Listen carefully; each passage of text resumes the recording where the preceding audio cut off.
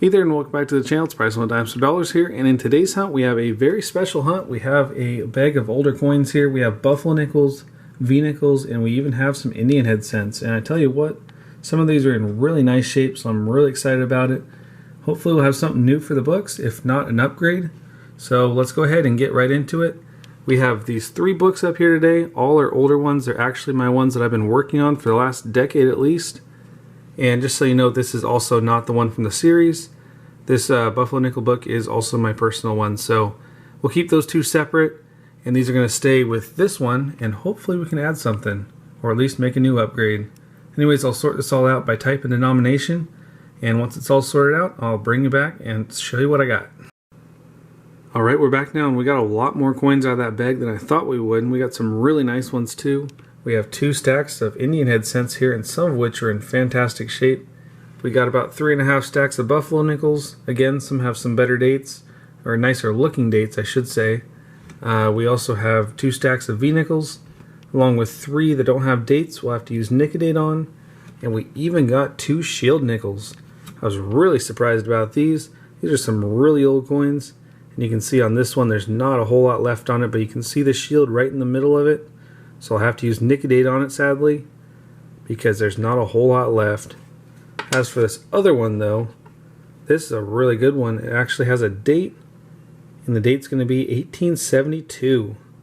Really cool find there. I love the history. So I'll go ahead and put that one aside, and let's get started on the Indian head cents and see what we can do with those. Alright, well, we got a grand total of 25 Indian head cents, and we got some really nice ones out of them. Let's start with the ones that aren't going to do any upgrades. We have a 1907, 1906, 03, 02, 01. We also have a 1899, 98, 97, 96. We got a 1893, 92, and 1890. And our oldest ones were a 1889, 1887, and the oldest one was a 1883. Well, a bunch of these are in really nice shape. Unfortunately, none of them are going to fill any new holes in the book. We're getting to the point where most of the holes are in the 70s, 1870s and earlier, which are much harder to find. But we did get some really nice upgrades, so let's go ahead and go through all 4 of them now. We have a 1908 here in really nice shape. Same goes for this 1907. We have a pretty nice 1903, but take a look at this one, 1906, and that is in fantastic shape. Let's get a better view at it here. It has full liberty on the headbands. I don't see that too often. This is a really nice example of a better looking Indian head cent. So I'll be careful not to scratch it up too much, but I'll definitely be flipping that one out because that is in fantastic shape. And it's just a really nice one to have in the book. So anyways, I'll go ahead and make those swaps, and then we'll move on to the buffalo nickels. Alright, we'll move it on to buffalo nickels now, and we got 39 of them. Starting with the newest one, we have 3 1938 Denvers. We have a 36 San Francisco in really nice shape. Has some really nice detail on the reverse as well. We got a 34 P&D. We got a 1930 P&S, along with a 29 San Francisco, 27 P&S. We also got a 1926 Philadelphia, 25 Philadelphia, 1923 Philadelphia, and a 1920 Philadelphia. We also had a 23 Philadelphia with a little bit of a lamination error down in the corner there, so that's a pretty cool find. Moving on, we also got a whole series of 1919, 1918, 17, 16, and 15 that have all been cleaned, but you can definitely see the date there, but unfortunately they were cleaned. Moving on to the book, we did get 1 new edition, as well as quite a few upgrades. Our 1 new edition was actually a 1937 San Francisco. All this time, I haven't found one yet, so that's a really nice edition there. It's in really nice shape too, so I'm really excited about that. We also had another really nice 36 San Francisco that'll be an upgrader there, along with a 36 from Philadelphia, which is in fantastic shape.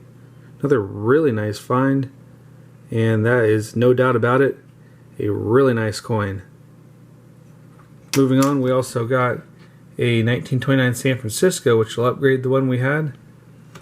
Same goes for the 1927 Philadelphia, when the previous one was nickedated. This one is not, and it's actually got some nice detail as well. So another really nice addition there, nice upgrade. Our oldest find is going to be the 1924 here with a clear date and no need for nicodate. That one is really clear. See if we can get to focus there. That is a nice coin. So we'll swap those two out. That's going to do it for this first book, or Buffalo Nickel book though. So let's go ahead and move on to the V-Nickels. Well, before getting the V-Nickels, we should actually go ahead and see what the dates are on these three slick ones with no dates. And while we got it here, let's go ahead and do this one shield nickel as well, because as much as I've examined it, I cannot see a single bit of a date, even with the microscope. So as for supplies, we have our nicodate here, which I have used for a very long time, and you can tell it has lasted a really long time, and it is a really nice product for exposing that date when you have a coin like this with absolutely nothing left on it. So I highly recommend it. It's a really nice product. Just make sure you wear gloves because it is corrosive. We also have a cap of a sports drink here of Powerade. It's a nice wide top to it. I'm going to end up filling it up about halfway high so I can go ahead and dip them in there. And then of course I have tweezers to pull it out when I'm done.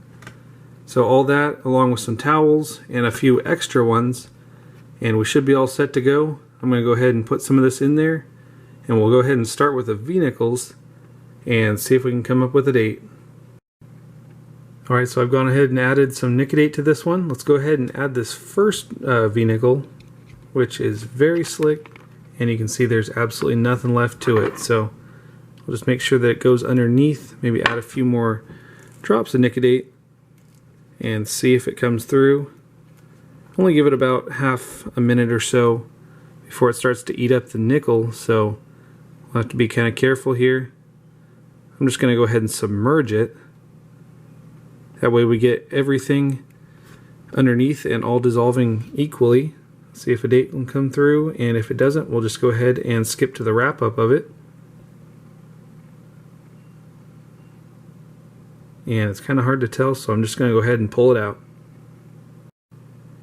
Alright, first V-Nickel's out, and we have a clear date, 1907. Really nice to finally have a date on this one, and there's not a whole lot left to it. It is very thin. We'll go ahead and add that one up there, and let's get started on the second one.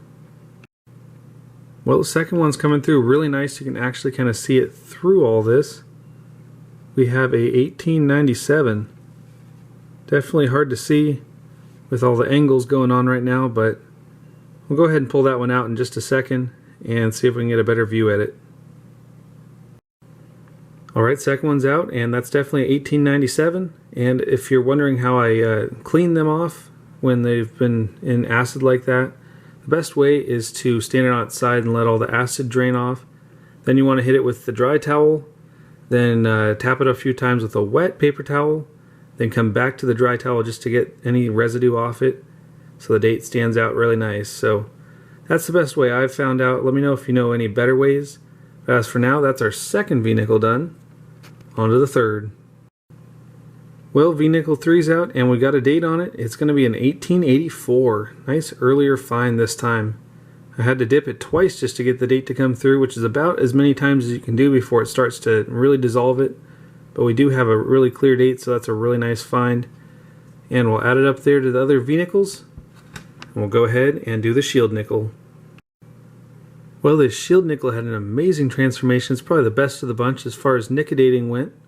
We have a very clear date there, 1867, right at the bottom. That is a really cool find. Unfortunately, the backside did not handle so well, but that is a very old coin, so you gotta give it a little break here and there. Either way, that is a fantastic find. I'm really excited for it. We'll go ahead and add that up there with our other shield nickel, and we'll go ahead and start working on these V-Nickels. Well, we only have 22 V-Nickels, but I gotta say these are probably some of the best V-Nickels I've ever had.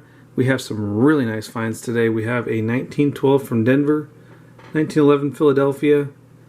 We have a 1907 that we nicodated, an 06, 05, 1903, 02, 01, which will all fill spots for now. We also got two 1899s, and this top one is in really nice shape. It may have spent some time in the ground, but you can still see Liberty in the headband, so Really nice find there, and that'll fill a spot. We also have the 1897 that we liquidated. We have a 1895. We have three 1894s, which are actually a better date. And take a look at this one. This one has some really nice detail to it. If we can focus here, you can see all of Liberty, and that is a really nice coin. Really nice detail in the reverse too. That is fantastic. We got the red book here, and it is definitely not a super common date. See if we can get it here. 1894 and 5.4 million minted. G4 puts it at 20 bucks. So really nice find, and we have three of them. So three 1894s, and that top one is definitely an upgrader. That's probably the best one I've got in the book. Moving on, we got two 1893s, an 1891 and an 1890. And as for our oldest ones, we have an 1889 and this one back here, which we determined to be an 1884. However, we still have one vehicle that hasn't been accounted for yet, and I'm still in disbelief. I can't believe we might actually have one. So let's go ahead and look under the scope, and I'll bring you back once we get it all set up. Alright, well there it is, and as you can see, it's an 1880 something. It turns out it's 1885, and if you know anything about vehicles, that is one of the key dates. That is a really nice find. Give me just a second and I'll bring you back with the book, but there's almost no denying that is definitely an 1885. I'll just rotate it slightly here so you can see that last 5 is definitely a 5. So you can see right there, definitely an 85. That is a fantastic find.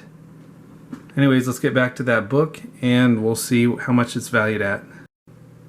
Well, we're back now with the book, and for those of you that haven't seen, the 1885 is worth a ridiculous amount of money. G4 puts it at 375 bucks and mintage of only 1.47, so definitely a lower mintage coin. Hard to find, and I'm hoping this really is, because that would be awesome. I'm going to go ahead and add it in that hole for now, and I'll bring you back with some final thoughts and an overview of the V-Nickel book.